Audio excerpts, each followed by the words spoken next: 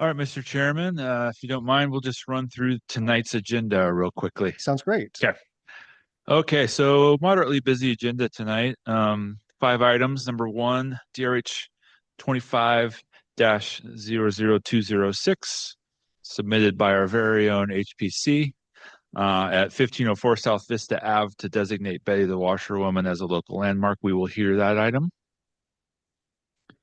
Item number two, DRH 25-00212, Rodney Evans and Partners at 630 East Crawl Street to construct a new single-family residence and convert an existing contributing structure to an accessory dwelling unit. We will hear that item. Item number three, DRH 25-00349, Studio Boise LLC at 805 East Jefferson. That is a certificate of appropriateness to construct a new single-family residence with a new detached garage and ADU above. We will hear that item. Item number four, DRH 25-00343, Flinner Properties at 1615 North 27th Street.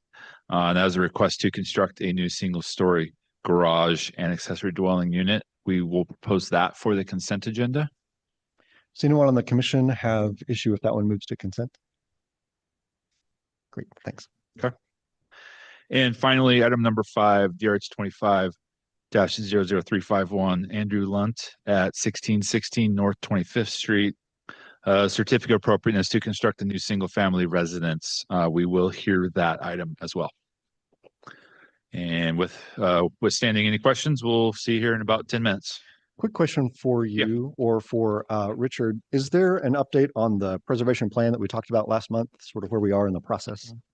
Richard can jump in. Yeah, as you may recall, we thought we would be having a work session before this very meeting that would have been completed by now. Right. We're still under contract, working on getting under contract. It is with other departments in the city right now, and we're anticipating and hoping for a contract completion by the end of this week. Hoping. And if that happens, then we'll be able to schedule a future event. And that is still up in the air for when that would happen, as we're getting close into the holiday scheduling time, and people just yeah, sure, I'm going to go to a 3-hour workshop about a historic district when I'm supposed to be spending lots of money on people because that's what we do this time of year. So I don't know if it is going to push things into the new year yet or not. It's to be determined. Okay, sounds good. Appreciate it. Thanks. All right, we'll see you at 6 o'clock. Josh, you think about ready to get started? Great, cool.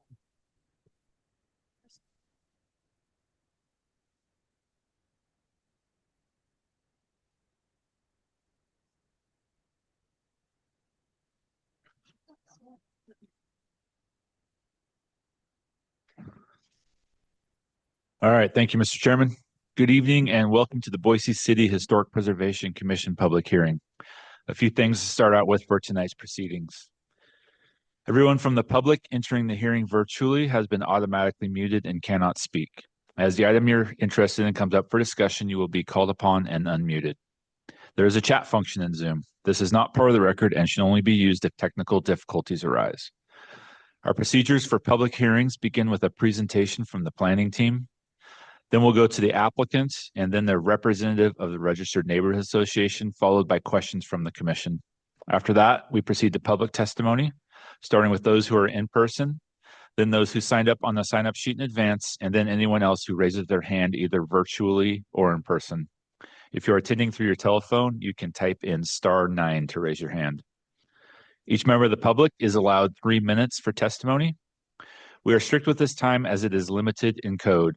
And then finally, the applicant is allowed 5 minutes for rebuttal, after which the hearing will be closed and the commission will deliberate and render a decision. And with that, Mr. Chair, you have the floor. Thank you, Josh. We are citizen volunteers appointed by the mayor and approved by the city council. Any decision made tonight may be appealed to the city council, provided that the appeal is filed within 10 days of this hearing. In order to file an appeal, you must have given written or oral testimony at tonight's meeting. So that's why it's important to give your name and address when you testify tonight. We utilize a consent agenda. This means that if the applicant agrees with the staff report and if there is no public opposition, the item will be placed on the consent agenda. All items that are placed on the consent agenda are approved with one motion without further public comment. For items not on the consent agenda, we will hold a full public hearing in the order just detailed a few minutes ago with staff, applicant, neighborhood association, and then the public testimony. Thank you all for attending tonight. Will the clerk please call the roll? Montoto. Malloy. Here. Otter. Here. Parks. Here. Owens. Here. Sales. Here. Moore. Present. 6 present, 1 absent. Great, thank you. Without objection from the commission, I will place item Roman numeral number 2, our minutes acceptance from the Historic Preservation work session and the commission meeting on September 29th, 2025. There's another item proposed for the consent agenda this evening. That is item number 4, DRH 25-00343 at 1615 North 27th Street. This is a certificate of appropriateness to construct a new single-story garage and accessory dwelling unit on property in a R-1C- over HD-0 neighborhood. Is the applicant present? Great. Thank you for coming this evening. Are you in agreement with the terms and conditions of the staff report? Yeah. All right. Thank you for that positive acknowledgement. Is there anyone present to testify in opposition to this application? Great. Anyone online? Great. So with no opposition present, we will place that item on the consent agenda as well. And with that, I would entertain a motion to approve the consent agenda. Mr. Chair, Commissioner Owens. I move to approve the consent agenda. Thank you. Is there a second? I'll second. Thank you, Commissioner Otter. Will the clerk, oh, I'm sorry, Commissioner Malloy. Sorry. Will the clerk please call the roll? Malloy. Aye. Otter. Aye. Parks. Aye. Owens. Aye. Sales. Aye. Moore. Aye. All in favor. Motion carries. Great, thank you. So just for reference, the item at 1615 North 27th Street is approved. You're welcome to hang around if you'd like. Otherwise, you're free to go if you wish. Yeah. Great. Thank you. Thank you. All right, moving on to our new business for the evening. First item, DRH 25-00206 at 1504 South Vista Avenue. Could we have the staff report? Yes. This is the aerial map indicating where the property is located on the east side of South Vista Avenue between Bank Drive and Overland Road. This is the aerial site plan showing the location of the sign is at the red rectangle at the top left of the image. Here are photographs of the sign from the street and looking north towards the property or at the property, on the property. Betty the Washerwoman was built as a metal animatronic sign, say that 3 times fast, for the Econo Wash Maytag Laundry Company circa 1959. And though the businesses associated with the sign have changed over the years, it continues to relate to the post-World War II growth of the Boise Bench along Vista Avenue and has gained sufficient significance to warrant it becoming a local landmark. The State Historic Preservation Office has determined that the sign and associated laundry are eligible for listing in the National Register of Historic Places. This application is requesting local landmark status for only the sign. Staff has assessed the information provided for this application and has determined that it meets the requirements set forth in the city code to be designated as a local landmark. Staff has received a significant quantity of letters of support indicating that this landmarking has a great deal of support from the community. On the morning of this HPC hearing, staff was in communication with Kay Hardy, who provided the following additional information about Betty the Washerwoman. Staff was also informed that a deed restriction was placed on the property by the original property owner. The documents have been uploaded to the project file and a memo dated with today's date as well. These items are the book 150 Boise Icons by Ann Webb. This sign's featured on page 84. Idaho Statesman article dated 4/7/2011. Idaho Business Review article dated 6/15/2012, and proof of receipt of Orchid Award from the Idaho Historic Preservation Council. And all these documents are included at the end of my presentation, should we want to look at them. With that, staff requests that the commission recommends approval to the city council to have Betty the Washerwoman sign designated as a local landmark. The Historic Preservation Commission is the applicant for this. Therefore, applicant's testimony will be skipped this hearing and we can move directly to public testimony.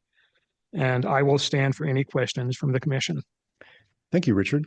I want to thank those members of the commission that worked on this application along with staff. Are there any questions for staff or for members of the commission that worked on this proposal? Great, thank you. Hearing none, we will move to neighborhood testimony. Is there anyone officially representing the Depot Bench Neighborhood Association wishing to testify? All right, hearing none, we will move into other testimony from the public. I have one person on the sign-up sheet signed up to testify on this application. Is Yao Yin present? Yes. Would you please step forward, state your name and address?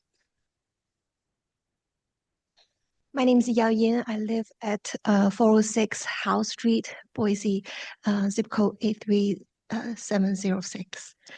Everybody loves Betty. As a local icon since 1950s, Betty has witnessed changes in the bench over the decades. Although the long-standing character deserves to be designated as a city landmark, I believe it is important to ensure that Betty will be taken better care of after the designation. Therefore, my support for the designation depends on the answers to the following questions. Who will provide maintenance of Betty? How often will Betty's clothes be cleaned? Is Betty going to change clothes for special occasions or holidays? What is the budget for maintaining Betty, and who is going to pay for it? Can the public get involved in making decisions about the maintenance of Betty? I believe these questions should be considered during the designation process. Thank you. Great, thank you. Michaela, do you know, Commissioner Owens, do you know if any of those items were discussed as a part of the process? Mr. Chair, we didn't discuss what the maintenance schedule would be. I think we're going to leave that up to probably the property owner and the person that owns Betty. I didn't know of the deed restrictions. So that'd be something I'd like to see more of to see if that entails anything. I know when the owners of Cucina de Paolo were in charge of Betty, they liked to change the outfits of Betty, and they did a calendar to that effect with her dressed in the different outfits, took really good care of her and maintained her well. I know the new owners are interested in preserving her, and that's why we're able to move forward with the local landmark status, but we have not included anything as part of the designation process thus far that they would have to perform a certain amount of maintenance or change her clothes at a certain interval. Great, thank you. Are there any other members of the public present wishing to testify for or against this application? Is there anyone online? Great. All right, well, with that, we will close the public hearing and render a recommendation on this proposal. I will open the item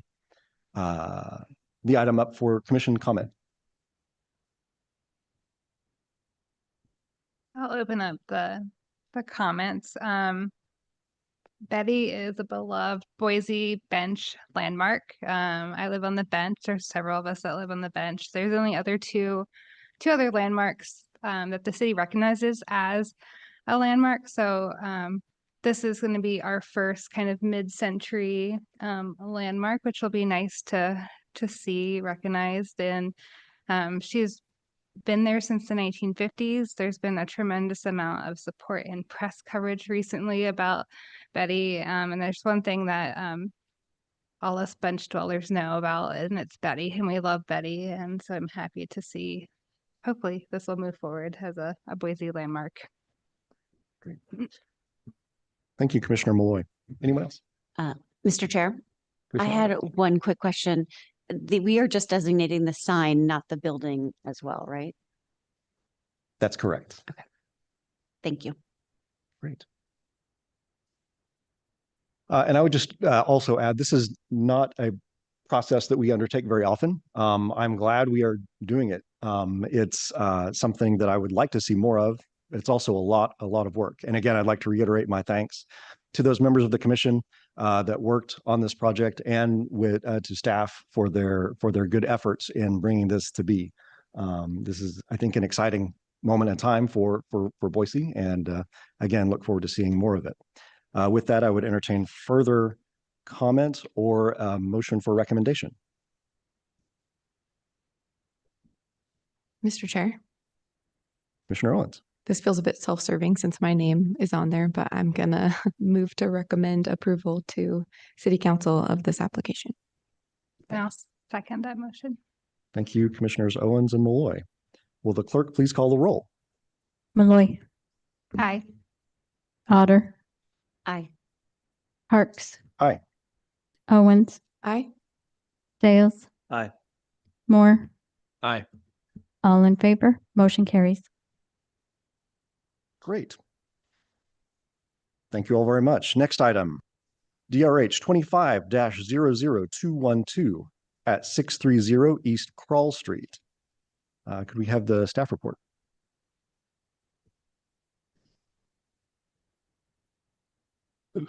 This is the aerial map. This is the aerial map indicating where the property is located east of the intersection of East Crawl Street and North Avenue E. And this is a site plan showing the existing residence at the rear to become an accessory dwelling unit and a proposed residence in front of it. Here is the floor plan of the historic cottage showing the layout as an accessory dwelling unit and a photograph elevation of the exterior. These are the floor plan and elevations of the proposed primary residence. This is a rendering indicating the partial viewability of the historic residence from the street. At the top are photographs of the cottage, and below are photographs of the accessory structure to be removed for the construction of new residences on the parcels to the west. And I will add that those parcels are completed and staff finalized them just last week. So this is just the far parcel to the east now. We're looking at the site plan indicated. These are additional site photos showing the rock retaining wall beside the canal, which is to remain, and photographs of the site looking towards the west. Looks a little different now. The applicant chose to defer this from the September 29th, 2025 HPC hearing to reduce the width to allow more viewability of the cottage ADU to the rear. However, staff still recommends denial for the same reasons set forth. The design and location are generally compatible with this for new construction on a vacant lot. However, there are existing contributing structures. There is an existing contributing structure at the rear of this property that will be obscured from view along Crawl Street by the placement of this residence. The revisions provided after the deferral have made it narrower residence that does provide some limited visibility, but staff still considers a primary residence in front of a contributing structure does not meet the guidelines or standards. The applicant states that the primary view of the historic home is from the east side of the Flume right-of-way and a pedestrian path located there, and that no improvements are proposed or allowed within that right-of-way or the pathway, and the visibility of the historic home will be maintained.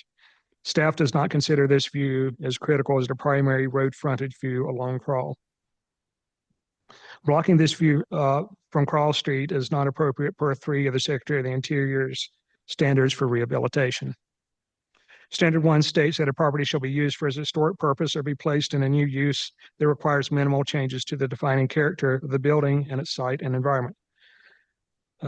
Change of use of what was historically a primary residence on this property into a subordinate accessory structure and adding a single-family residence in front of it drastically alters the site and how the property is perceived for the main public right-of-way, which is Cross Street. Standard number 2 states that the historic character of a property shall be retained and preserved. The removal of historic material or alteration of features and spaces that characterize the property shall be avoided. The overall character of the property with the historic cottage currently visible towards the rear will be obscured by the placement of the new construction in front of it. Standard 9 states that new additions, exterior alterations, or related new construction shall not destroy historic materials that characterize the property. The new work shall be differentiated from the old and shall be congruous with the massing, size, scale, and architectural features to protect the historic integrity of the property and its environment. Though the proposed residence is differentiated and congruous on its own, its placement does not protect the historic integrity of the property and its environment. The design guidelines for residential historic district states that new construction in Boise historic districts is allowed as long as the design, siting, and construction are congruous with the character of the district. The overall design and construction would be compatible on a vacant lot, but since there is an extant historic resource that will be obscured by the addition of this residence, this proposal is detrimental to the siting of the historic residence. A potential route that could result in staff supporting this application would be to propose an ADU 70% the size of the cottage to be placed in front and away from the cottage, making it as narrow as possible, increasing the visibility of the residence further. This would require a variance that staff could likely support, as accessory structures by code should not be in front of primary residences.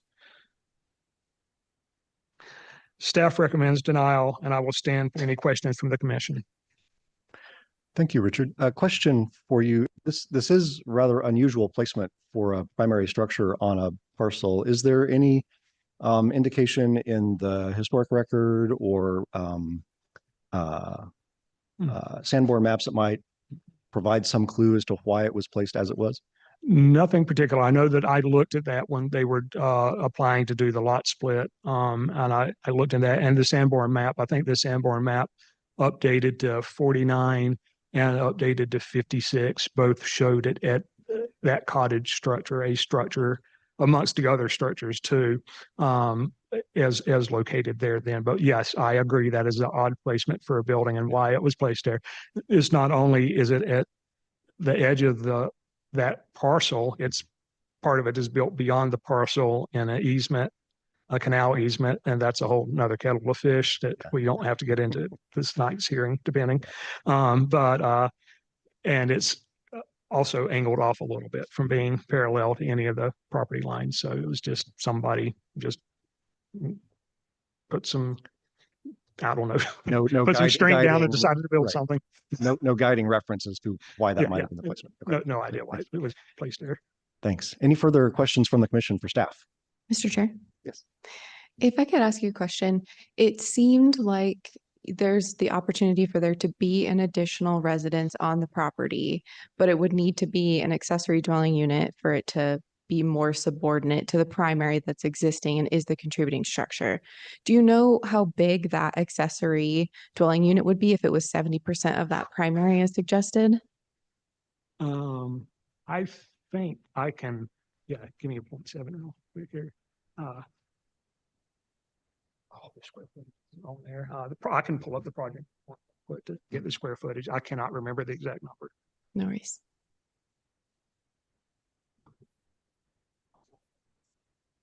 Oh, yeah, or you can ask the applicant if they happen to have that in their head right now. Okay, thank you. I just wanted to assess the viability of there being the possibility of putting another residence on there and then just making sure that that would fit in and would be actually worthwhile as a space to live in if it's 70% of an already somewhat small appearing structure. But I can speak to the applicant more about that. Thank you. I'm very close. So amazingly close. No. Yes, 1,000 square. Oh, that's easy. It shows us 1,000 square feet. I don't even need my calculator for this one. The maximum sizes, accessory structures can be no greater than 70%. You've probably done the math in your head yourself right now. So that'd be a 700 square foot accessory dwelling unit. And we see, as you know, from what you've reviewed and approved in this body, that that's a lot of room for an accessory dwelling unit, potentially. Mr. Chair, could I ask a quick follow-up? Sure. So was there a place on the site? I don't want to ask you to design this for them, but if we could look at the site really quick. I think your recommendation was placing it off to one side of the primary. To me, it looked like that primary is kind of centered on the rear. Is there the possibility of placing it to one side or the other to where it's more visible? It seems like it will be blocked by whatever structure gets put in front of it. Right. And another issue with this site that is yet to be determined because it's not known what the vacation of that right of way is really going to be at the end of the day. Okay. That is still in the works. And one key landscape feature that needs to be considered for placement is that is a retaining wall. And the ground here is higher than the ground there all the way to the canal. So something can't really go over that. And the parcel may end up being only 5 feet off of that corner. That may end up being all that the parcel has to be because planning deems, this is still to be determined, but planning deems that the adjustment of a parcel only needs to meet the setbacks required for that zone. So, and that's right now, and yeah, that's the furthest point. So maybe 5 feet off there is where the property line is going to end up being.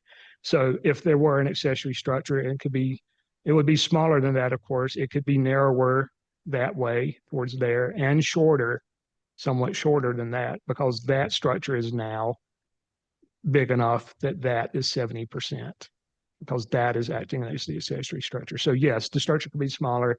It could be moved in and down. You know, it would shrink quite a bit from what's being proposed here now, but that's generally the best possible location. Thank you. As far as the front and the side corners go. Great, thank you.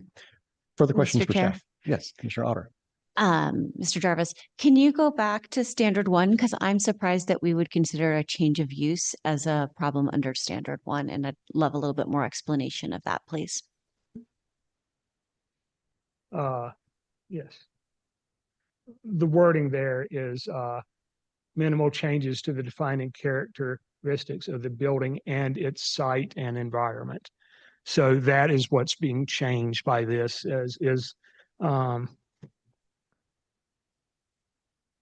and they're basically adding a new use. So it can be interpreted that any new anything that changes the character of the building and its site and environment, and that is where this comes into play. Putting something in front of a historic resource is changing the site and the environment from what it was originally perceived from, where you could see it from the street.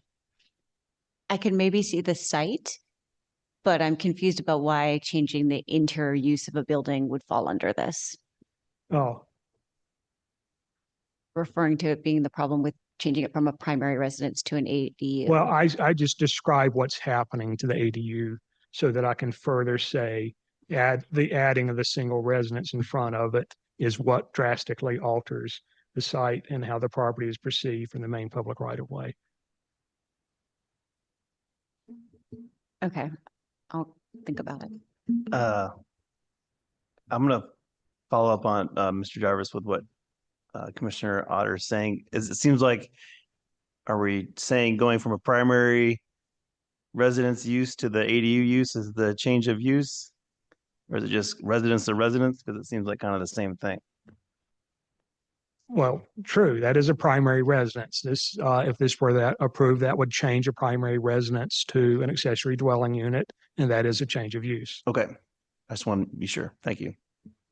Sorry, I've got another follow-up, Mr. Commissioner. Sure. In the past, we've allowed people to buy buildings and make them Airbnbs or use them as office space instead of being residents. And that I would have thought then would have been a problem under standard one. So I'm like they didn't change the facade, so we were fine with it. So I'm confused by, we're not changing the facade. How do those two things live together, I guess is my question. The putting of something in front of the primary residence is the change, changing the defining characteristics of the site.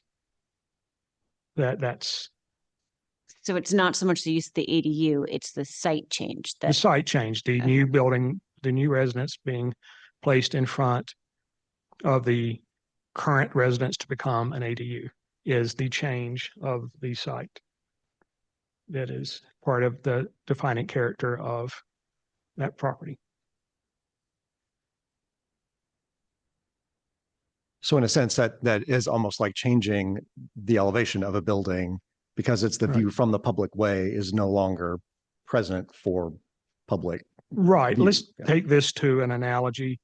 If you have a contributing structure and you build a front addition, would the Historic Preservation Commission likely approve the construction of a front addition to a contributing structure? Right. I hope I know the answer to that. I know staff's recommendation.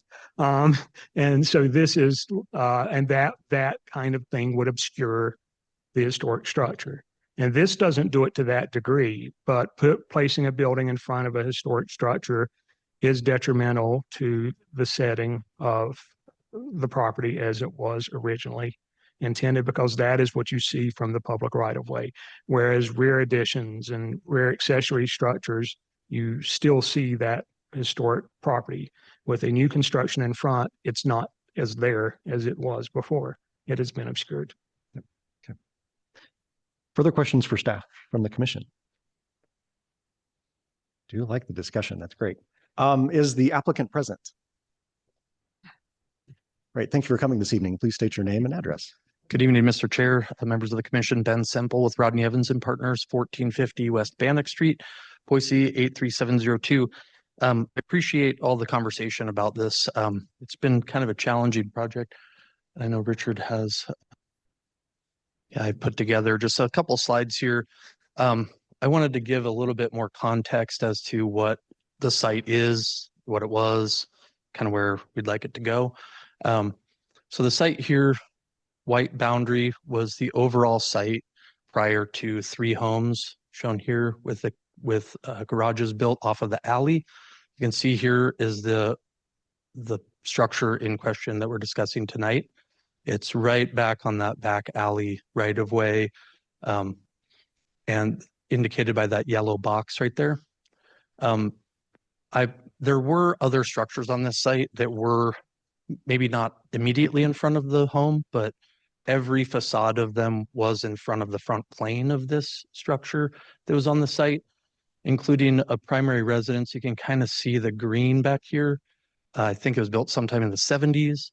There was this brick structure here that was constructed. I think it was maybe a little bit earlier than that, maybe the 50s. That was just an outdoor open air.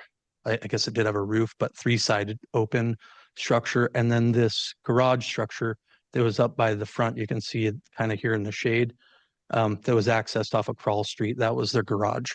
So there was a larger primary structure. I think that was about 1,200 square feet. The existing historic contributing structure is actually 774 square feet. So to answer your question, Commissioner Owens, 70% of that is 541.8 square feet. The historic home, like you can see, sits basically right at the back. It does encroach into the flume right of way. So Cottonwood Creek, or the flume, runs immediately here from Fort Boise down, obviously gets to the river eventually. We are in process with ACHD to vacate a portion of that right of way, probably only about 20 feet. It does not go to the center line of the flume. It will stay out of the retaining wall that's part of the flume itself.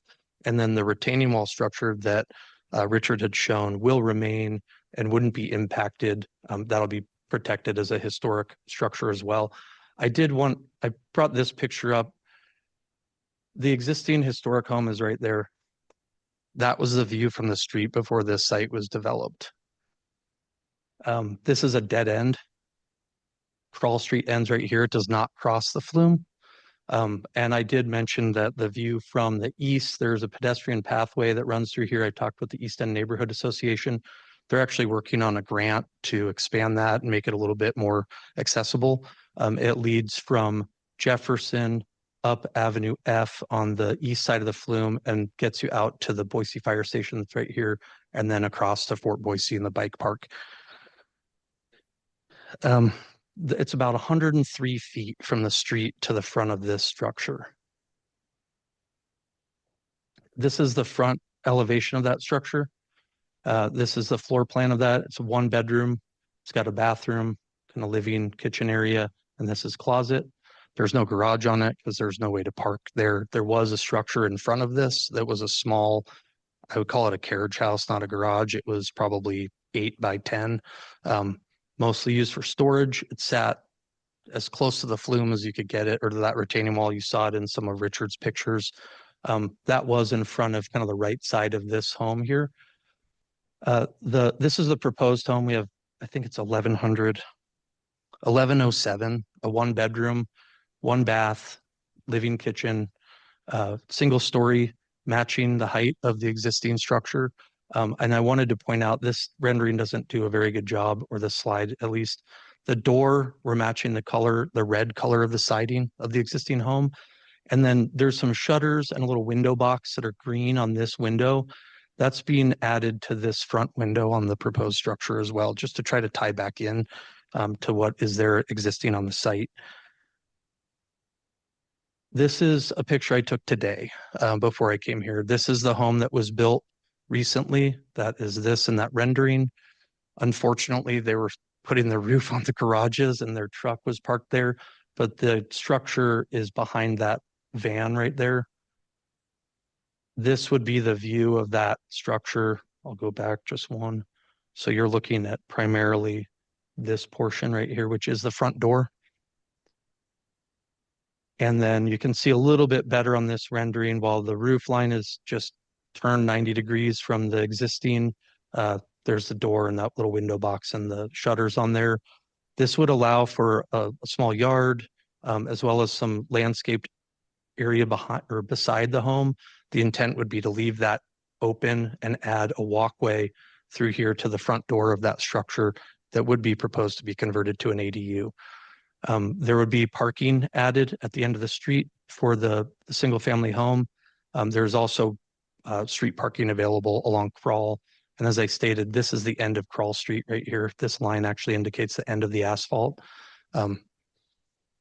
And this is the vacation of the right-of-way that we would be proposing. That black line right there is approximately where that rock wall is. We've retained this large tree. It was existing on the site in the road frontage before, along with 2 other large, probably 60 to 65 foot spruce. I think one might even be a Doug fir.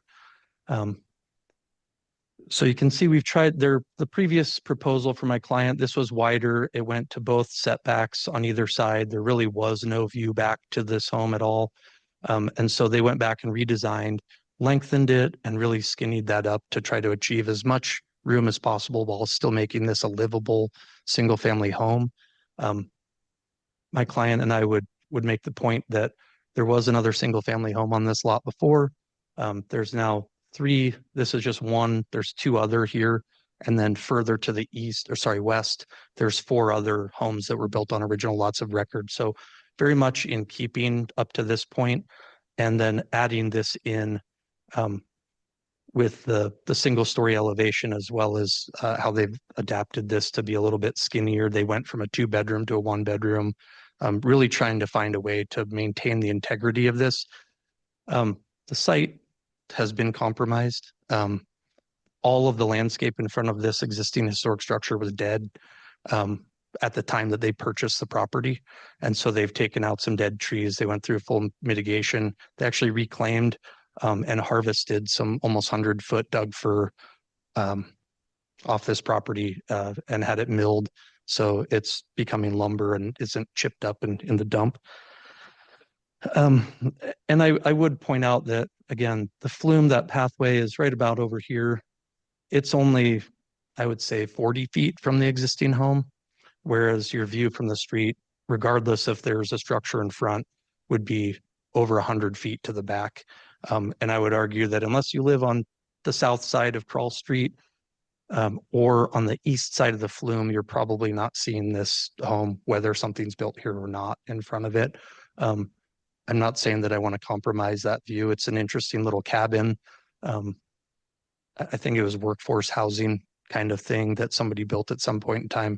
But yeah, I can't find any permits. I went to the Idaho State Historic Society archives and tried to find as much stuff as I could on this. And it seems like it was kind of just thrown together by a property owner back. That was built in 1930. So I understand the historical significance of that. We were informed that we can't move the existing structure because of the contributing nature of it. We can't renovate it, expand it, change the siding, or do anything other than, do historically accurate repairs to this, put a new roof on it, stuff like that, new paint job. And we feel like this is a pretty good compromise to get another housing unit on here that did have another 2-bed, 1-bath house on it at one point in time. Yeah, and I guess we would respectfully request approval of the proposal to build this single family home and convert the existing historic structure to an accessory dwelling unit on the site. I would stand for any questions you may have. Thank you for your presentation. Are there any questions for the applicant from the commission? Mr. Chair. Commissioner Owens. Thank you for coming in. I just wanted to ask you a quick question to clarify. So the size of an ADU that could go in front of this, which would require a variance, is 540 square feet. Mr. Chair, Commissioner Owens, yes, 541.8 square feet is 70% of 774. Okay, thank you. And then just a follow-up question. For the width, if you were to put something like that in front of what you have here, how much more could that be narrowed? I would think at some point there's some minimum widths that have to be maintained for the living space. Mr. Chair, Commissioner Owens, I don't do architectural design. My client is the designer of this. This is about as tight as they felt comfortable getting to still provide a livable unit here. Could make the living kitchen area a little smaller, theoretically. But all that does is make it shallower. It really wouldn't narrow it at all to be able to meet clearances and stuff that the way they want to build it. So it would more shorten it up. It wouldn't make it any difference for the That's width. correct. Okay, thank you. Appreciate that.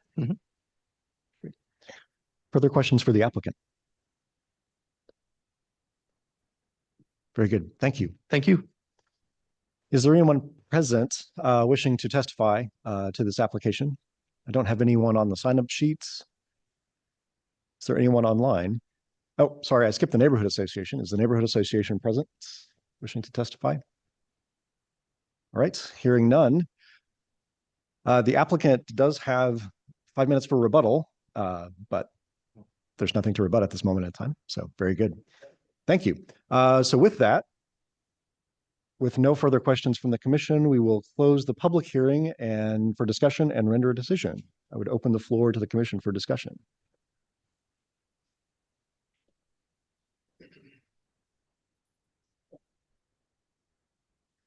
I'll open the discussion. This is a tough one because it is kind of an oddball where it's placed on the property historically. Like we heard, it was workforce housing. It was built in 1930. It's historic. Its historic location, sitting at the back of the lot, is part of its character defining features.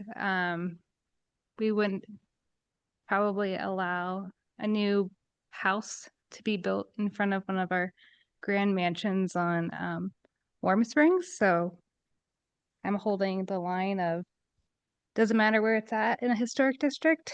I'm gonna go with staff's recommendations of denial. Thank you, Commissioner Malloy. Further discussion. Mr. Chair. Commissioner Owens. I think I'm taking maybe an alternate approach to this, that I think we have to treat each case individually. I agree that maybe on Warm Springs, we would not allow a new structure to be placed in front of it. I think looking at the photos of this, we can pretty clearly see that the view of this structure has been somewhat compromised by the much larger structures that have been constructed just very slightly off to the side of it. I also liked getting some of the history from the applicant that showed that there were structures for parking that were already installed in front of it to make it a workable property.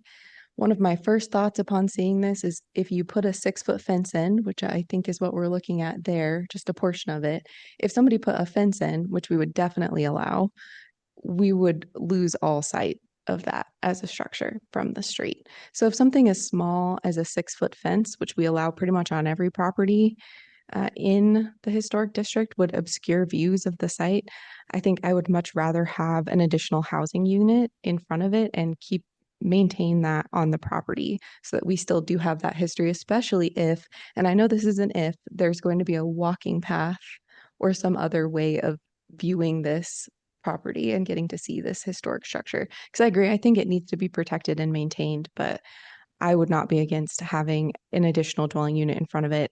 Unfortunately, I think a lot of what my questions were trying to get at is just determining whether or not it would be viable to put an ADU in front of this. And I would think in terms of actually providing a good amount of housing and maintaining views of the site, it's just not going to be possible. I don't even think a 541 plus square foot ADU would maintain any views of this site. As you can see, one car parked in front of it, you lose all view of the site. So I personally am in favor of the application as proposed, providing an additional dwelling unit on this site while maintaining that in the rear, even though it loses some of its visibility. Agree. The proposed structure is, I think, as narrow as you can make it really and still be viable. Mr. Chair. Commissioner Otter. I agree with Commissioner Owens. I'm just not sure that changing the name from ADU to primary, that doesn't really bother me. I like that they've worked really hard to try to get this to fit on this site and still have a view of the historic house. But I think that they're in a rock and a hard place based on the location of where the historic house is. And they can't really add to the historic house because they're backed up against the back of the property line, which is where we'd want them to add. So this seems to be the best outcome in order to allow more housing on the lot. It definitely goes to the notion of reviewing each case on its own merits, for sure. Further comments or discussion or motion? Mr. Chair, I'm going to go along with Commissioner Otter and Commissioner Owens, although I don't like going against Commissioner Malloy because I respect her so much. But in this situation, I think that the 540 square foot ADU is just not feasible. And I feel like if you're going to build something to partially block the historic structure, might as well make something that makes sense for the client from a feasibility standpoint. And also that thing is kind of just crammed back in there. And I am happy that they are committed to preserving it because I think it is pretty cool. But I just don't see how you can live in a 540. That's a tiny home at that point, which is weird. So for me, in my personal opinion. So I would be inclined to support approving this proposal. Mr. Chair, I tend to agree with the last three comments, and I will point out that to Commissioner Owens' comment, you know, the juxtaposition between a hypothetical 6-foot fence across the front of the property versus a designated pathway that does differentiate and draw your eyes back to the original structure, I think is a good compromise. So it's not a property, and I'm inclined to support the application as written. Thank you. Mr. Chair. Commissioner Owens. I move to approve DRH 25-00212. Commissioner Owens, would you be amenable to a finding of fact in your motion that acknowledges the placement of the ADU against the rear property line, how that might limit the ability to expand the dwelling as we might usually see? Well said. Here. Yeah, I can add a little bit to that just so that we have some reason statement behind that. Thank you. Yeah.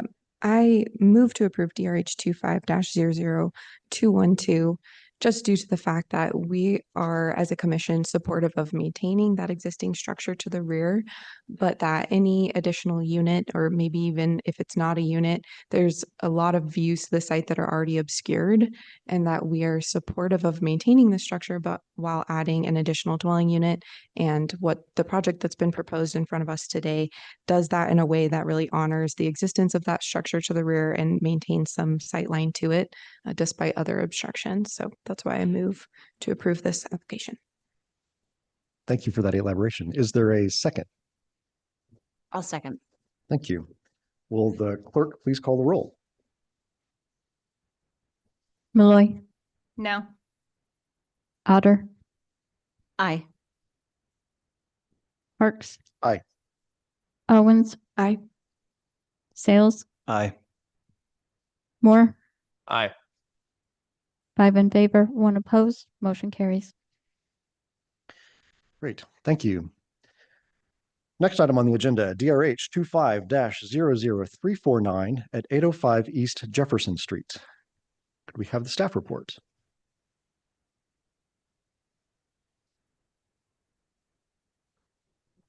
This is the aerial map indicating where the property is located on the south side of East Jefferson Street between Strawhan and Elm Avenues. This is a site plan showing the proposed location of a new residence on the parcel that has an accessory structure to be removed. Here is the basement floor plan. Main level floor plan showing the residence and garage. And upper level floor plan of the ADU above the garage. Here are the primary north elevation, rear south elevation of the primary residence, and overall east elevation. This is the south elevation of the garage, north elevation of the garage, and overall west elevation. Here are photographs of the site and neighboring properties. Both the primary residence and accessory structure are compatible with the heights of the surrounding one-story residence and the house to the west, which is a two-story structure. The lot coverage is 42%, and our guidelines call for 35% max. However, the residence to the west is at 47%, and the diagonal corner property at 302 North Strawhan is at 41% lot coverage. Since staff has determined that adjacent residences exceed lot coverage, this residence may exceed as well. The design is compatible with residences in the vicinity and does not create a false sense of history. Materials to be used are conditioned to ensure that they meet our guidelines. The accessory structure height of 20 feet 11 inches is 3 feet 1 inches shorter than the primary residence height of 24 feet. And our guidelines call for an accessory structure to be similar in height or shorter to the primary residence. This proposed ADU and accessory parking structure does comply with the full setback requirements of the zone. With that, staff recommends approval, and I will stand for any questions from the commission. Thank you, Richard. Are there questions for the staff from the commission? Mr. Chair. Yes. Go ahead. Mr. Jarvis, I've never seen us say it's okay to be more than 35% because everything around it is more than 35%. So just curious where that comes from in the code. Sometimes we can analyze the current condition. It is understood that the guidelines state 35%, but sometimes you can look at the context of what's around you and how much existing, preferably existing historic structures have exceeded the lot coverage to a certain degree, and some have a lot. And I will draw an analogy of a particular neighborhood that I may know a lot about because I live there and walk around it quite often. But like the further closer you get into downtown, there's a lot more parcels that drastically exceed lot coverage. The Hayes Street Historic District, I think my property is 42% and it's one of the best. and so it's just a matter of looking at the context of a location, and in limited circumstances, exceeding 35% could be admissible if there is a precedent in the vicinity. And staff puts that into consideration. And our approval would allow them, they don't also have to go to zoning for the approval, correct? Since it's just a guideline situation, it would not have to get, it's not against the code exactly to go. Yeah, you're correct. Terrific. Thank you. Great. Mr. Chair. Commissioner Owens. Mr. Jarvis, I just wanted to ask for my own edification. Did we receive some correspondence? Is it the late correspondence that we received? That's the reason that we're hearing it and it's not available for consent? Oh, I'm not sure about that element thing. The late correspondence was some modifications based on the applicant provided me an email indicating that a portion of the project report I in error said does not, when I should have said does, as far as meeting one of the findings, et cetera. And then modifications to the document with conditions related to tree mitigation, and all that just occurred from post initial submission to you correspondence that came to us, that came to you then later on the next week as late correspondence. And regardless of that, in all cases, primary residences on any site generally do not come with a recommendation of consent from the staff. Only ADUs in certain circumstances, and maybe a few other types. That makes a lot of sense. Thank you. Appreciate it. Great. Thanks. Mr. Chair, so I didn't get to read the late correspondence. Could you pull that up? And could you just, for edification, go over late correspondence, kind of when we accept them and why we accept them and the guidelines for accepting them? I can do all of these things. Because it seems to be different for every commission. I meant to have it on my drive, my thumb drive. The late correspondence is not available currently. It was. Make sure.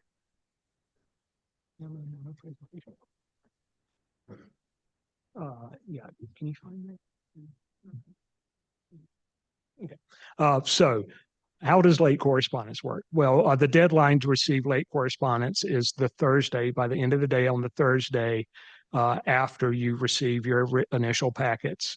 And so we received that information. I received that Monday, I think, the same Monday that you got the packets. They came back to me with feedback. They provided information well in advance of the Thursday deadline. And so therefore you received a late correspondence on the Friday, that being last Friday, the Friday before the hearing date. So that's how late correspondence works. If you get it to us by the end of the business or end of the day on the Thursday before the Friday, before the Monday hearing, it can become late correspondence that is conveyed to the commission. And can you explain, is that the same for design review and other commissions? Yes, that's per code. Yeah, it's great. Thank you. Were there other questions, Commissioner Malloy, about what was in the late correspondence? I was waiting for them to find it. Oh, there So there's the memo cover page that gives an outline of what was done. I cannot read that from here. But and then so I described, as a memo cover page, I described what's being changed, and then I provided an updated complete project report that has that the condition and the other elements that were described as a part of the late correspondence. Thank you. Further questions for staff from the commission? Hearing none. Great. Thank you. Is the applicant present? Please step forward and state your name and address. There are many of you, but you have 20 minutes in total for presentation. My name is Noel Martinez. With Studio Boise. I'm the designer of the project. I'm at 231 Warm Springs Avenue, Boise, Idaho 83712. If just to clarify in the late correspondence, if this would help, there were two things that came up from the time but when we submitted to Richard Jarvis.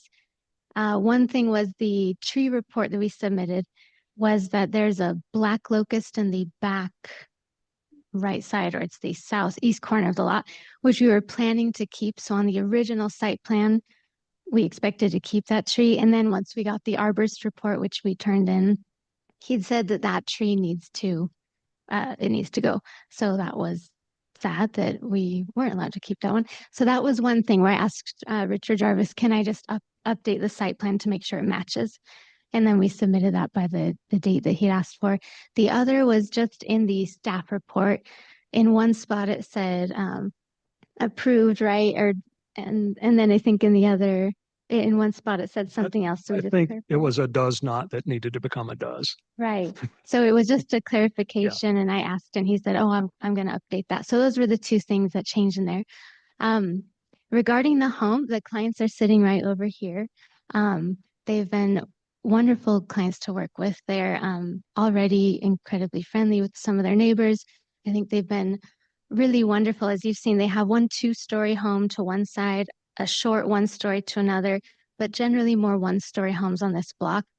And so I think it's a wonderful choice from them and generous to stick with a 1-story home that goes down with a basement. Just we're kind of a little higher than the home on the left, but definitely shorter than the 2-story on the right. So it's a kind of nice bridge.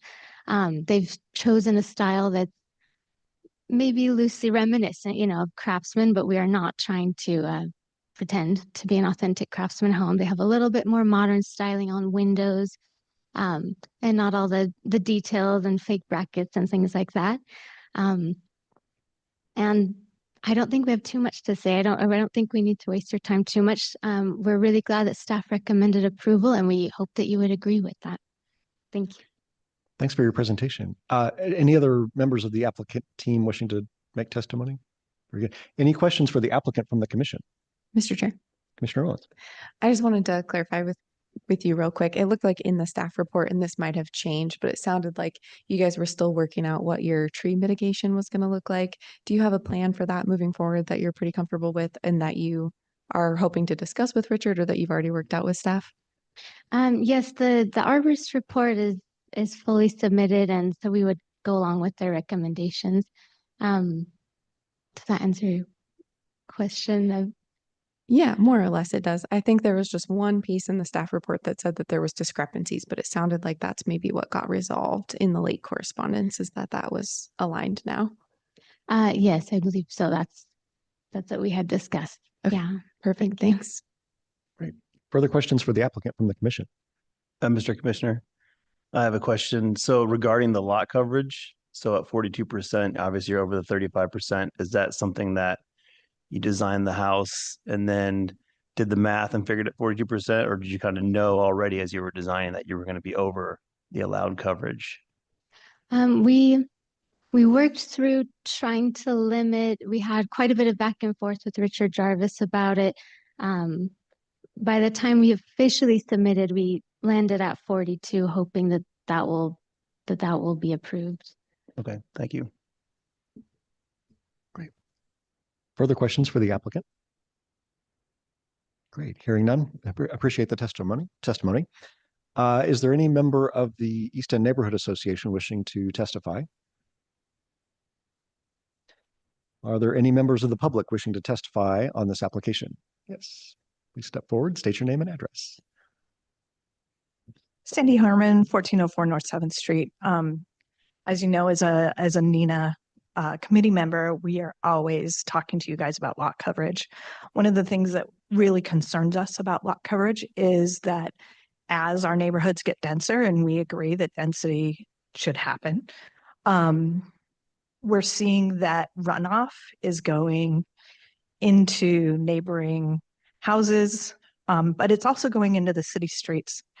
And unlike some of the neighborhoods that are closer to downtown, we don't have the infrastructure in our neighborhoods to take care of that extra runoff during storms. And we are seeing, even in light storms like what we had this last weekend, a lot of the intersections are flooding and remain flooded for days. So we really would like to see good drainage plans and just not going over that lot coverage. We don't have the existing infrastructure to deal with that. Great, thank you.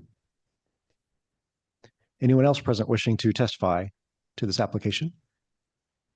Anyone online? One online. The applicant has 5 minutes for rebuttal.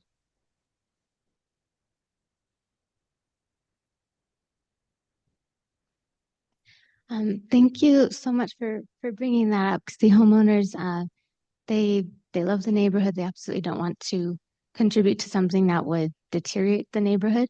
I don't know if it's something we can put in conditionally, but we'd be happy to do complete French drain on site, or any recommendation or requirement that's needed to help contain that drainage on site. We'd be happy to do that if that would help to satisfy those concerns. Great. Thank you. Question or comment from the commission? Mr. Chair, Commissioner Owen. would you be open to doing permeable paving on the site as much as possible? Oh, absolutely. Yeah. Okay, great. Thanks.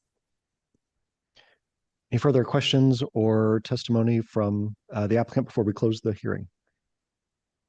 Great. Thank you for your time this evening. With that, we'll close the public hearing, and I'll open the floor to the commission for discussion or a motion.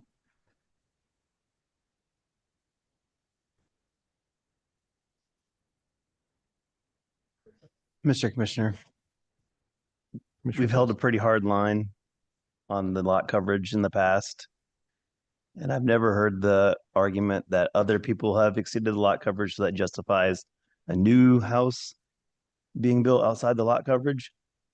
And I know that I advocated in the last hearing that we just had before to push the boundaries of what the guidelines state, but this seems to be, we've really made some designers and design teams go to the mat to really bring down those coverages. And I haven't heard any talk about how we could possibly bring that down there. I'm very familiar with the lot. I'm very familiar with the site. I've worked in that neighborhood quite a bit. Most of the stormwater runs to the back alley, which is a disaster. But that's neither here nor there. It is a tight lot. There is a gigantic house on the corner right there. It was originally one lot. It's been split into two. That's fine. We want density. But I think a little more discussion needs to be had about the 7% of lot coverage that exceeds the pretty clearly stated historic guidelines. Mr. Chair. Commissioner Owens. If I could just weigh in with kind of my personal perspective on the lot coverage, I think at this point, if we were to rewrite our historic design guidelines, we would increase it a little bit. I don't know how far we would increase it. I think 50 is honestly too much lot coverage, especially given the constraints of how small the lot sizes are, that we don't necessarily require permeable paving on every project that we do. Landscaping isn't something that we get that far into the weeds, so to speak, on it. So I think my informal take is that we're allowing about 40% lot coverage. Because when I see projects that come in at 38 and 39, we don't really bat an eye at it anymore.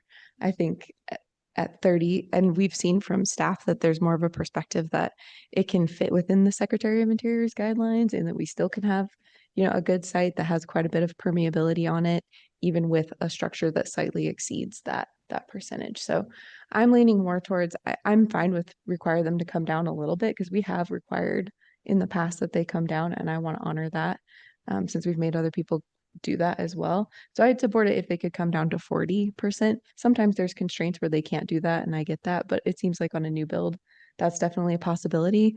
That being said, I'd be supportive of just requiring permeable pavers for this project to try and help with that level of stormwater drainage being reduced. So that's my perspective on this one.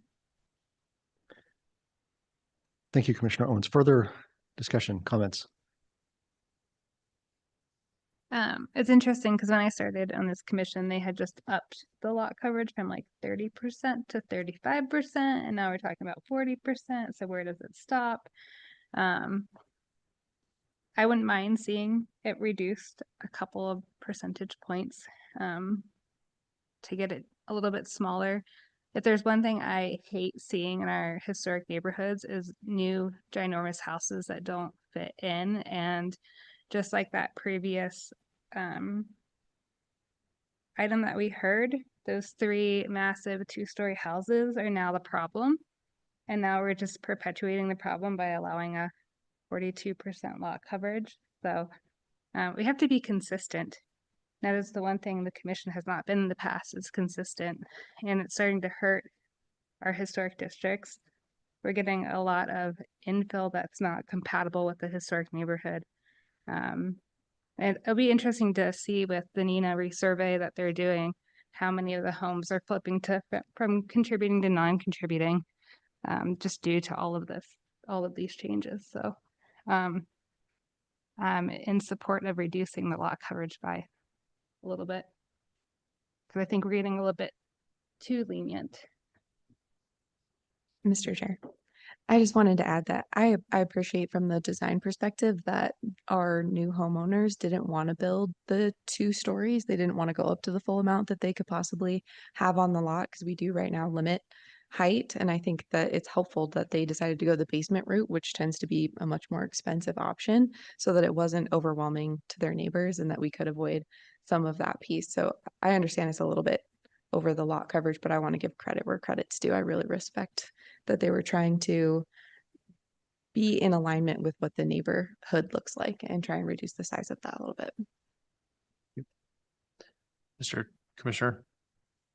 Commissioner Moore. I think the lot coverage conversation is a very interesting conversation that we should perhaps take up in a future working session. I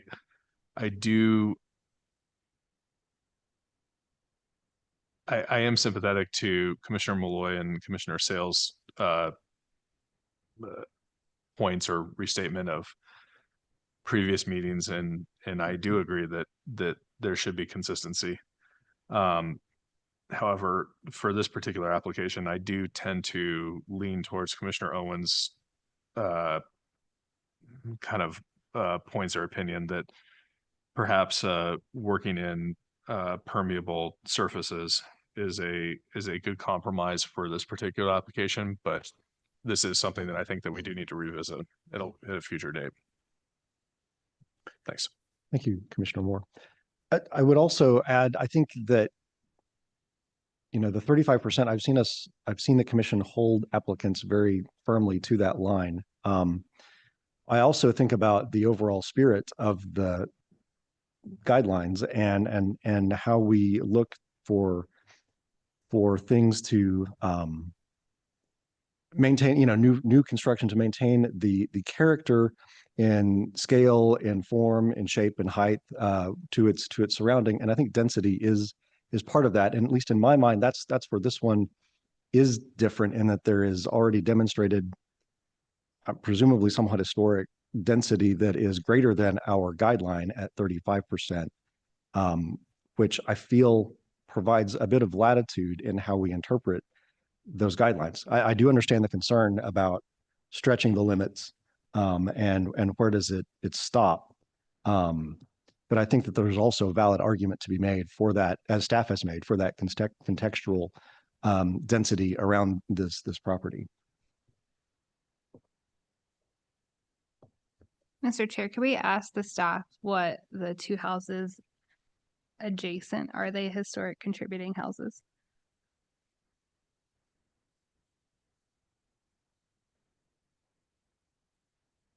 Sorry for all the questions tonight, Richard.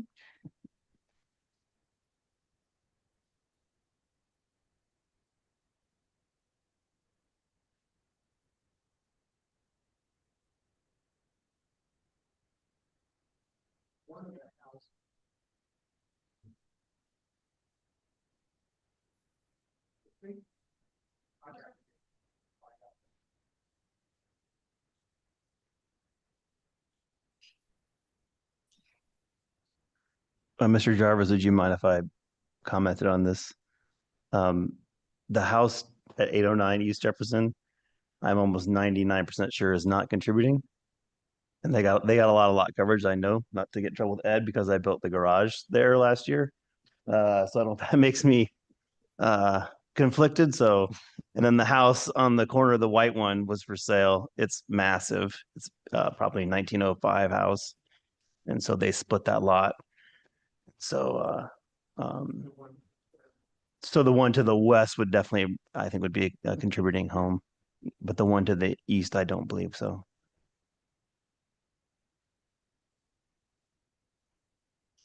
Yeah, and I would say that 809 lot coverage is, I mean, again, if we're going to go by what everyone else is doing, then I say there's an argument to be made that their lot coverage is over. And there's about 3 houses on the street that did not get historic permits to do remodels. So it's like, where do you stop the madness?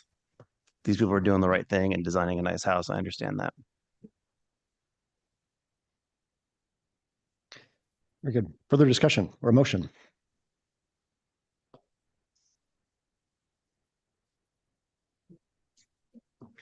Mr. Chair, Commissioner Owens? I think I'm going to try out a motion here. I move to approve DRH 25-00349 on the grounds that this is a well-designed property, in my opinion, that does attempt to stay with the historic design guidelines by trying to reduce their lot coverage somewhat and stay consistent with the surrounding neighborhood.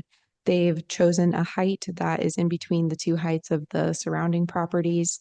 And I would add a condition that they add permeable pavers wherever possible on the site to help reduce some of that stormwater drainage. Thank you, Commissioner Owens. Is there a second? Second. Thank you, Commissioner Moore. Will the clerk please call the roll? Malloy, No. Otter, Aye. Parks, Aye.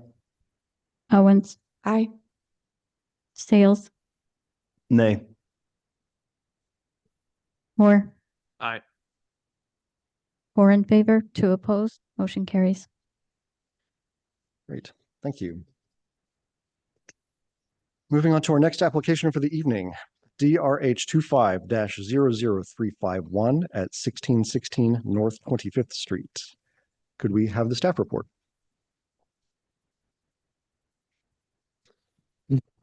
This is the aerial map indicating where the property is located on the east side of 25th Street between Bella and Hazel Streets. This is the site plan showing the proposed location of a new residence and a garage with a storage space above. This is the basement site plan. First floor plan for the residence and garage.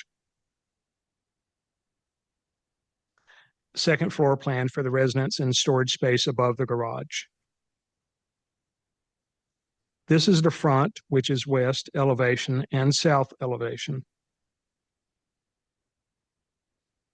Here is the rear, which is east elevation and the north elevation. And the elevations for the parking accessory structure.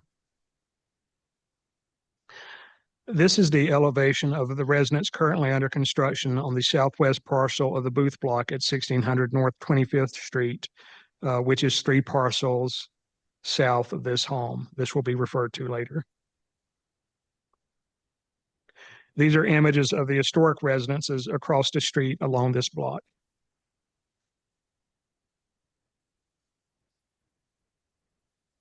Per the residential design guidelines, it is not appropriate to add a new building on a site which does not maintain or blend with the height of buildings on adjacent sites. The proposed residence height is 31 feet 5 inches.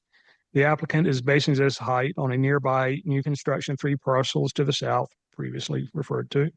The use of only one newly built residence that is unusually tall in relationship to the existing historic residences should not be the sole basis for the establishment of the height of the proposed residence.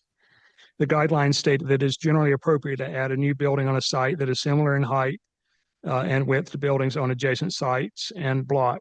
The houses on the west side of 25th Street, as shown in the images, between Bella and Hazel Streets are all small 1-story residences with heights that likely do not exceed 16 to 22 feet. Therefore, this residence height will dwarf the height of the established historic homes on the same block. Furthermore, Section 5.3 mass and form starts with a policy that states massing and form of new construction should be similar to the block face and preserve the congruity of the block face as it was developed during the period of significance. Consistent amassing allows for new buildings to be congruous with existing buildings and within the context of the historic district. The portion of the block that was constructed during the period of significance are the extant historic homes across the street, which are all substantially shorter one-story houses. Therefore, this massing and form of the proposed residence does not preserve the congruity of the block face as it was developed during the period of significance. A more appropriate form in the context of a one-story residence, of the one-story residences, would be a partial one-story structure with dormers with a substantially shorter height than what is proposed. Staff could support this application if revised to make the massing form and height more compatible with the nearby historic residences. The applicant pointed out that there's a garage ADU to the rear of a residence nearby that is a tall two-story structure. However, the height of the nearby primary residence is the basis for analysis. Staff agrees with the applicant that the massing is stepped back in an attempt to have the taller portion of the mass set back further away from the street. But the height difference from the historic context of properties across the street is so extreme that the mitigation of effect is not sufficient to be deemed to meet the guidelines overall. The applicant is proposing an accessory parking structure with a 3-car garage on the first floor with a storage space above. They state that it meets the under 22 feet height and under 1,000 square foot requirement to allow for reduced setback.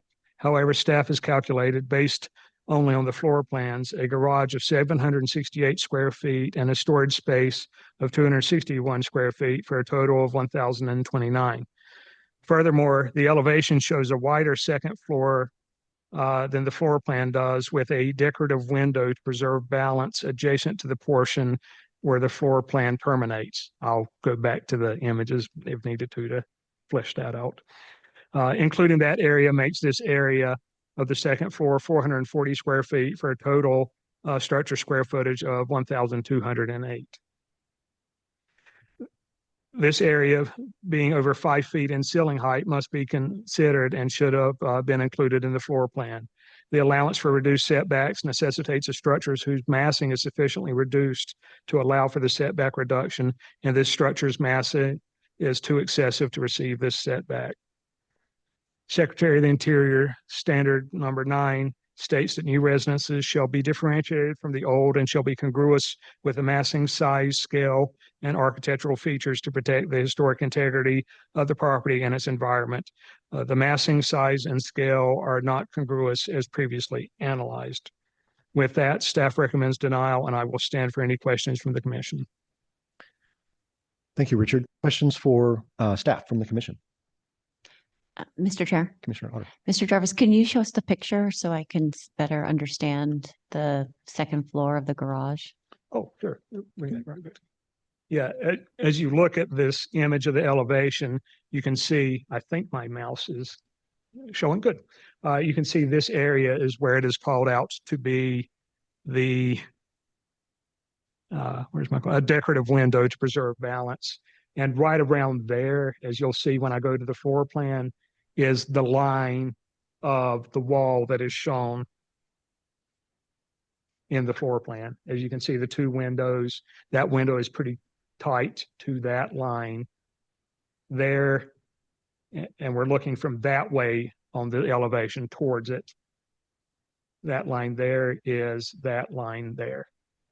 And this is the extra space that should be included in the square foot calculation. So that third window, the one on the left, is not missing from the is not a real window. It's well, however, I'm not sure how they intended to clean it to do that, and it's also unclear as the elevator. It shows no connection to that space. It's just a wall without the actual additional space seen on the elevation. So there's likely intended to be space there that could be used, but the drawings do not indicate that correctly. Mr. Chair. Commissioner Owens. Mr. Jarvis, could you please speak to what's going on with the lot coverage calculations? Because in the report, it says 39, the applicant is saying it's 36. Then there was like some back and forth from what the applicant was saying in their documentation that they're saying it's 36 something. But your report didn't reference that, it just said that it was 39. Let's do that.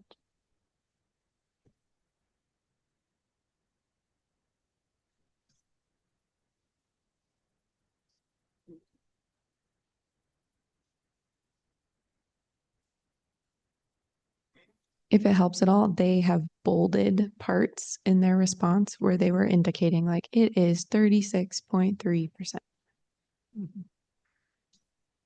Yes, with the 39% that I would have, I don't have my notes that I use when I'm doing analysis on me. It's on my computer and on my phone. Both are downstairs. But I would have based those numbers on the calculations that I did based on the information provided. So that there is a discrepancy. I can't dig into in great detail right now. If I recall from previous conversations, staff bases their lot coverage from the county assessor, from the acreage shown on the county assessor's website. The parcel size is a percent of a acre, and we calculate that out to square feet for our purposes. Which may not be quite in alignment with what a surveyed. Correct. But for consistency, all planners use the Ada County assessor's percent acreage as the basis for calculation. I wonder if perhaps that might be where the Could deviation. be. No, that can be a few percent. The comment was around the 20-foot wide alley in the PUD that would reduce the total lot depth from 122 feet to 112 feet, which would technically be if that open space was attributed to the lot, it would now make the lot bigger and therefore a 31.1% reduction in the lot coverage area is the correspondence. Maybe I can ask the applicant about it a little bit. Yeah. Thank you. Further questions for staff? Great, thank you. Is the applicant present? Please step forward and state your name and address. Andrew Lunt, 4509 East Park Center Boulevard.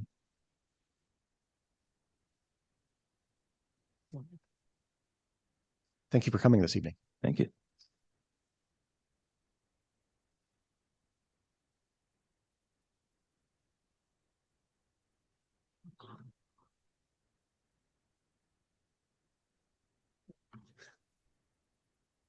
Perfect.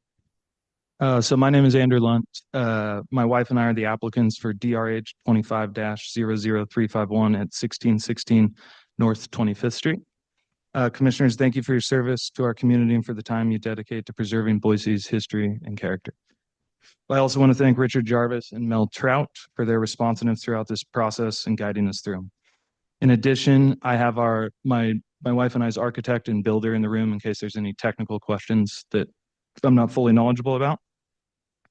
Let's see. Perfect. So my wife and I hope to move to the North End and build a home where we can raise our family. I'm a fourth generation Treasure Valley resident. Both of us completed our education here.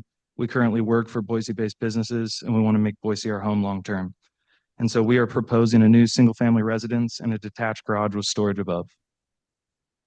Since July, we've invested significant time, effort, and resources into this design, working closely with staff and making several revisions along the way. Two principles guided everything we did. One was to build a functional home that we can live in long-term as we start our family, and two, to create a thoughtful, context-sensitive design that enhances the character of the North End. From the beginning, we enlisted staff feedback and historic design guidelines as our framework. Specifically, section 2.2.1 said it is generally appropriate to design new buildings and additions to be similar in scale, height, width, and related open space found on the block face through the use of similar materials, roof forms, and solid void relationships. It was important to us for family logistics to have a primary bedroom on the same floor as two other bedrooms. And this was a significant design concept that we desired in our home. Due to the lot coverage constraints of these lots, the most efficient way that we found to do this was the current design plan that we're presenting today. And we feel that kids in a basement with the primary bedroom 2 floors away was not practical for us raising a family. We made several design choices to reduce the home's massing for adjacent properties, lowering the height, controlling sight lines for privacy, and tapering the structure towards the rear of the lot, which I'll get into here in a second. The home currently under construction at 1600 North 25th Street is the only other home on the block face on 25th. Exhibit 1 shown here shows the massing comparison of the homes. Our proposed home is currently about an inch under the current structure at 1600. The design guideline for Residential Historic District 5.2.3 states it is generally appropriate to add a new building which is wider and higher than buildings on adjacent sites if the new building is broken up into smaller segments that are more similar to adjacent buildings, and if the height of the building at the street facade and at the sides facing adjacent sites is similar to the height of the buildings on those sites. So in Exhibit 2, you will see the forwardmost part of the house is 12 feet, so the side close to the street, and then it tapers to 19 feet, 35 feet, and 37 feet at its widest point. And so this is 3 feet under the home's maximum width potential and narrower to the other home on the block face. The current home on the block face has a 35-foot wide structure near the street and a 40-foot wide total structure if you include the patio and the covering. So we spent the time on the design ensuring that the massing from the street was minimized and tapered per the guidelines. Our initial design had storage above the entirety of the garage, and this was shown at the neighborhood meeting in our concept review. We were under the impression that we were meeting all the requirements of the setbacks in the PD. Later on, staff indicated that they would not approve the design unless we reduce the garage to 1,000 square feet and match the height requirement. I know this was already mentioned, but we modified the design by reducing the upstairs storage while trying to preserve a balanced aesthetic for the exterior. And it is our full intent to make sure that that garage is no more than 1,000 square feet and 22 feet in height. Other design considerations that were implemented in the home were front and rear porches, because we know that's important to add a sense of community of the north end. There's 2 large trees in front of the home that will remain. They're not shown in this image or in this rendering, but we will keep those. Landscape elements. I know my architects spent a lot of time with the landscape plan, trying to include as much permeable pavers, grass, trees, and plants that will complement adjacent properties and assist with runoff. And then on the home, high quality materials such as stucco brick and plank siding will be used. Through conversations with staff and Nina at our meeting, there were a few main points of focus to ensure the home was compatible with adjacent properties. And those were design, height, and general massing. Specifically, in all of our conversations, staff and Nina has supported, the materials that we have chosen and agree that it does not represent a false sense of history. For height, we revised the height from our initial to 31 feet, 10 inches to 31 feet, 5 inches. Per staff's comment, please revise the height to be no taller than the tallest residents on the booth block, which is why we arrived at the height we did. There were concerns from staff about having a 2-story home across from a single-story home. We find this to be actually consistent on most streets in the north end, and our exhibits will show specifically around the booth block what has happened, both old and new construction. So if we start with Exhibit 3, this is on the corner of Hazel and 25th, where an older 2-story structure faces a single-story residence. Exhibit 4 shows the corner of 24th and Hazel, which is one of the newer booth homes, which is a 2-story home that faces a single-story structure. Exhibit 5 shows midway up 24th between Bella and Hazel, the original building across from a single-story home, which is also next to a 2-story home. Exhibit 6 shows the corner of 24th and Bella, where there's another booth home that is a 2-story home across from a single-story residence. And then in Exhibit 7, we show the property across the street on 25th from our proposed site that has a 2-story garage with an ADU next to single-story homes and garages. Some information about feedback from neighbors and just how that's gone. On September 3rd, we received subdivision of HOA approval. We have Nina's feedback reference here that I'm happy to answer any questions on. This was a summary of the Q&A. A lot of the topics surrounded lot coverage, colors on the home, materials, heights, landscaping, and runoff. Nina also came back to us after the meeting and pointed out that our window wells were encroaching too far in the setbacks, which they were correct, and we're thankful they pointed that out. After that comment, we revised the floor plan, made the floor plan about 2 feet smaller, took 2 feet in width out of the home to comply with these findings, which also reduced the lot coverage from our initial showing at the neighborhood meeting. And finally, we have received no neighbor feedback up until this point outside of the HOA approval. The Nina representative was the only person who attended our neighborhood meeting. And between staff, our architect, and us personally, to our knowledge, we have received no feedback. I hope this presentation can bring some clarity just on the intent for our design and why we made some of the decisions we did. My wife and I are proud to be part of Boise's next generation of homeowners. We want to raise our family here, contribute to the community, and build a home that honors the North End's legacy. Thank you very much. Happy to answer any questions. Thanks for your presentation. Any questions for the applicant from the commission? I'm happy to address the lot coverage if Sure. If you want to elaborate. Yeah, we agreed that it is a 39% lot coverage. The comment was just talking about how the new requirement for the 20-foot alley, there was some feet taken out, and it was just to illustrate that point. Great. Thank you. Further questions? Great. Thank you again. Is there a representative of the Neighborhood Association present? Hi again, Sandy Harmon, 1404 North 7th Street. Mr. Chair and Commission, our main issue with with the proposal is lot coverage. Whether we use the standard in the neighborhood or the standard proposed by the architect, the lot coverage exceeds 35%. We feel the best way to reduce the lot coverage is to reduce the garage from 3 bays to 2. 3-car garages are not standard in the North End. We expressed this to the applicant at the neighborhood meeting. Removing the 3rd bay could also eliminate any need for a zoning setback variance. We decided not to discuss any of the architectural pieces of this project simply because we've been in front of you before on booth projects, and we've discussed massing and height and all kinds of things and not really seen anything with that. And I would say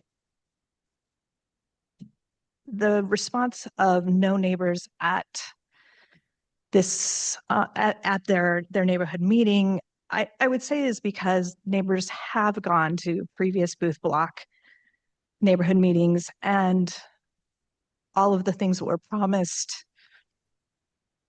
didn't happen, and one of those things is that the height of the houses along this side of this block were to be similar to the height of the houses across the street, and that obviously is not happening already. So I can't blame this applicant or call them outside of that. What's happening is already happening, and I think local neighbors have just decided they have no control or say over what's happening. So there's no point in going to the neighborhood meetings anymore. Outside of this project, because it is yet to be built, we feel we must take the opportunity to express neighborhood's disappointment in the development of the booth block. Historic standards were not adhered to from the beginning, and that has resulted in homes that do not reflect the size and massing of nearby homes, nor do they show any cohesion with each other. The result is a hodgepodge difficult to explain to neighbors and visitors. The booth block sits within the boundaries of the historic district and should adhere to the same rules and building standards of any new build in the North End. Overall, we feel that the development of the booth block represents an opportunity missed. Nina would like to remind homeowners and contractors that materials listed within the accepted plans are part of an agreed upon contract with the city. It is important to adhere to materials as listed, as they are part of the standards in the historic neighborhood. Changing materials without consulting the city could result in fines, delays, mitigation, and at the contractor or homeowner's expense. We further want to remind homeowners to adhere to all regulations regarding worksite requirements put forth by the city.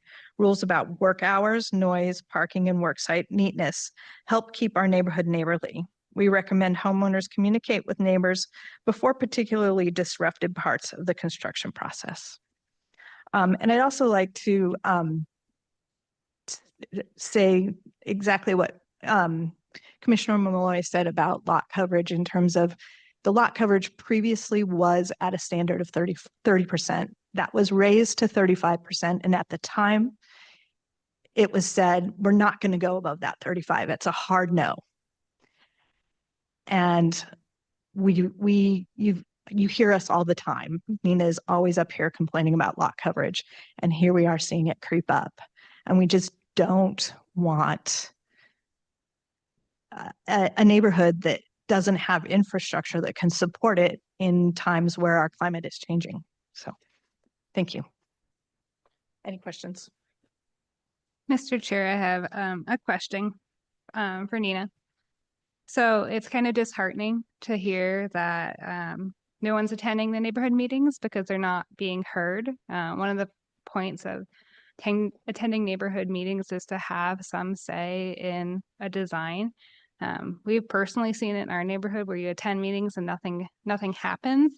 If there's one thing the commission could do, it is to listen to the people being affected by that project. And I feel like we haven't done a good job of that in the past because you have come up here multiple times and said the massing is off, the scale is off, and the project gets approved time after time.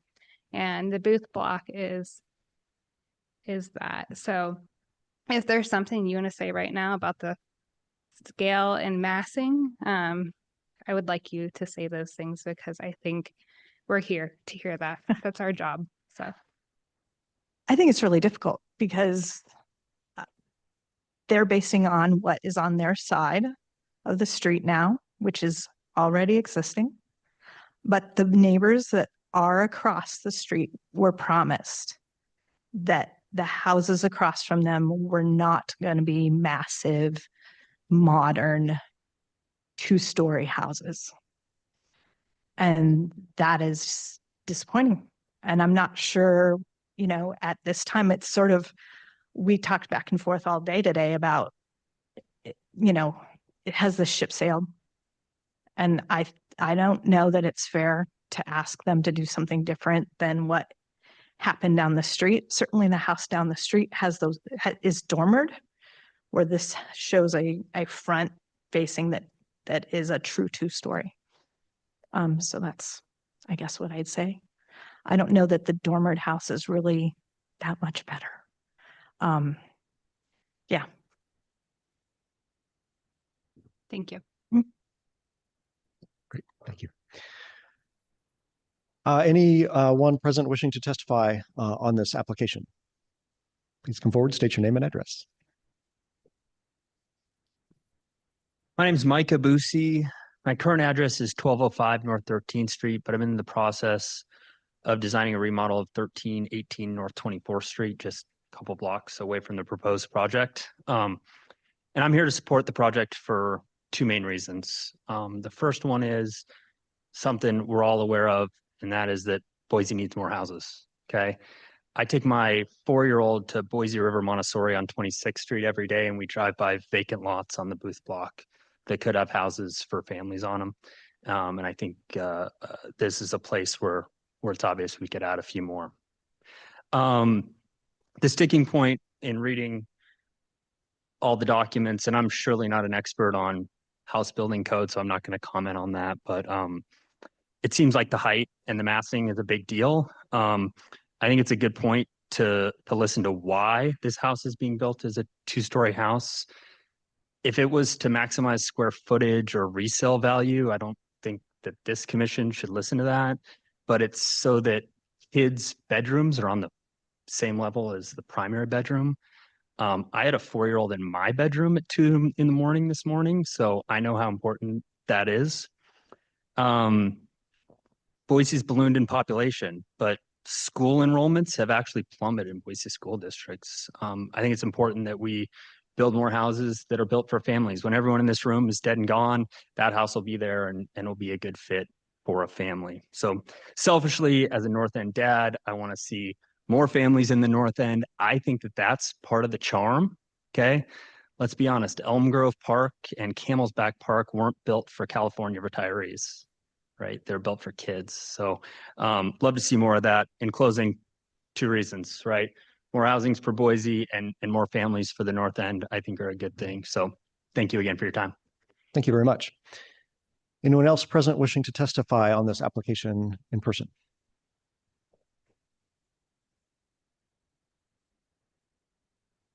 Yes, my name is Steve Fitz. I'm president of the Pritchard Booth Subdivision Homeowners Association. I live at 1617 North 24th Street. I'm here to just say, you know, we've been talking with the Luntz through this whole process. We did review the plans as an association, and we see how much effort they put into the relief of the front. So there's a relief in the different faces of the building as it goes back. It was demonstrated and shown by the Luntz. And the mixed use of materials was appreciated. We thought they came up with a very good design that does fit the neighborhood. I'd also noted here on the lot coverage percent, the Pritchard Booth subdivision was formed with a whole bunch of, I want to call them newer or upgraded standards. One of them being the 20-foot alley. You don't see 20-foot alleys in the North End. Along with that alley comes 3 separate seepage beds within the subdivision to capture that concern for runoff. So I think from that standpoint, we're covered. We've just watched the Luntz try to go through the proper channels to build the house and the dream that they want to build. And anyway, we support it. So I think that's pretty much it. Yeah. Thank you. Anyone else present in person wishing to testify on this application? Anyone online? No one online. The applicant has 5 minutes for rebuttal. Nothing else. Do you wish to address the 2-car versus 3-car request from the neighborhood association?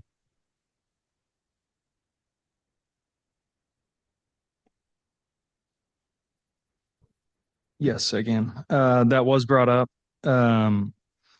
We were doing that to try to keep cars off the street because that was also a concern that was brought up. But yeah, if that is the make it or break it deal here, is the garage getting condensed to 2 bays, I think we'd be open to that. Thank you. Any further questions for the applicant before we close the public hearing? Right, seeing none, we'll close the public hearing and I'll open the floor to the commission for comment or motion. I'll open the floor. Commissioner Malloy. I like opening the floor tonight. I agree with staff's recommendations for denial. They're sound. I know we think the ship has sailed in the North End for the Booth Block, but I think there is still some changes that could be made to the design and massing of the house and the lot coverage to reduce it, to make it fit in just a little bit better than some of the houses that have been constructed on the Booth Block. It was disheartening tonight hearing the neighborhood association the stories about the neighbors not being taken, their comments not being taken seriously. I feel like we're failing to do our jobs as commissioners. And so that's why I am supporting the recommendation based on really sound reasoning from our staff person for denial, because I think there is work that can be done to make this house adhere to the standards. Thank you.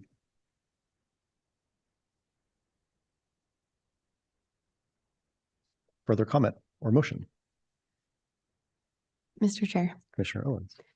I guess my further comment on that is I agree. It is frustrating and disheartening to hear that the neighbors don't feel like their concerns are being taken seriously. I think I would hope that there's some level of push from the neighborhood association to come to these meetings. Because if we can hear from the people at these meetings, we don't hear what happens at neighborhood meetings. So we don't know what comments are received when the application gets to us. I hope that staff gets that information and is able to take that a little bit more seriously, but we hear what happens in front of us here, and that's basically it. So I think what we're hearing and my personal perspective is that this structure maybe has some opportunity for some changes to make it a little bit more compliant with the historic district. I think denial is a little bit harsh. I'd probably just look for a little bit of redesign on it. I think the height is tall. I think the applicant has done a lot to try and help with the massing on the front facade, but I do think it's a little bit tall. And it sounds like the lot coverage could come down with 2 bays instead of 3. So that's probably what I would be looking for if we were to lean towards a redesign on this one. Thank you. Further comment?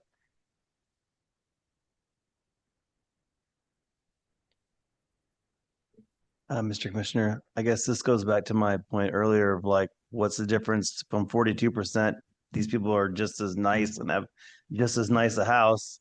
And I'm going to sit up here and tell them, no, you can't build it because some other house that they didn't follow the rules either. Like, this is getting a little weird. So it's like, either there's rules or there's not.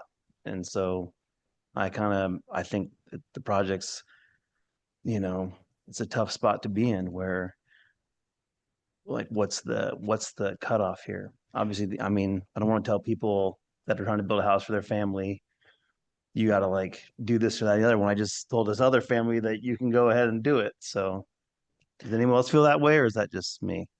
Well, I would push back that we have guidelines, and that, as was stated in the previous case, there are contextual items that we look to when we look at massing, when we look at height, when we look at lot coverage, that those all make sense in maintaining the historic fabric of our neighborhood and doing something that's not out of place in those portions of our neighborhood. So, and I understand 35% is our golden guideline, but it is in fact a guideline. Mr. Chair, Commissioner Otter.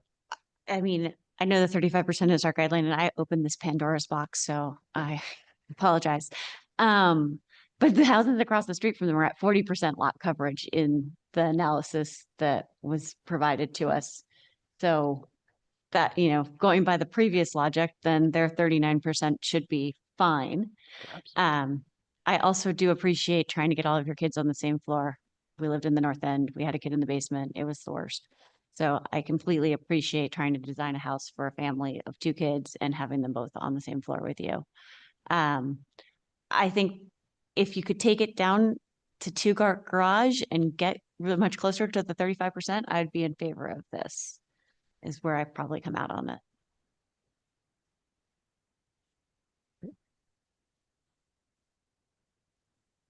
Chair, I would like to follow up. So we have nice to haves and like things we want and versus what we need. And sometimes I think when we're maybe designing our dream home that we put all our wants versus what our needs are. So if there's ways to look at your design and the things that you definitely need to have, do you need to have I don't know, a 10 by 10 walk-in closet? Could you live with a 5 by 5 walk-in closet? These sorts of little things we should be looking at. And so there's just, this house can be smaller. I know it can be smaller. I know that it can be smaller and you can have all your kids on one floor. It can be done. It's been done in the past. So we have home design over thousands of years and it can be done. So just looking at your needs versus your wants is how I would go about looking at the design and making sure that you're, taking the boxes off for the design guidelines. Like, this is the North End. You are moving to the North End because you like the historic charm. You like the neighborhood. So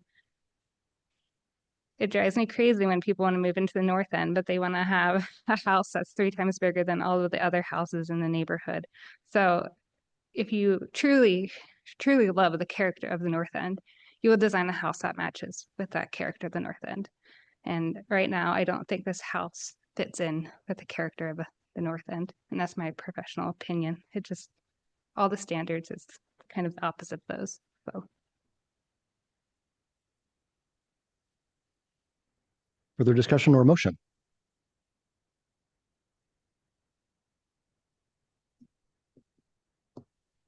I'll make a motion. Okay. I motion to defer DRH 25-00351 to our next meeting so they can address the staff's issues with the application regarding scale and massing, as well as lot coverage. Thank you. Is there a second? I'll second. Thank you, Commissioners Malloy and Owens. Would the clerk please call the roll? Malloy, Aye. Otter, Nay. Parks. Aye. Owens, Aye. Sales, Aye. Moore, Aye. 4 in favor, 1 opposed, motion carries. Very good. That concludes our agenda for this evening, and we will be adjourned.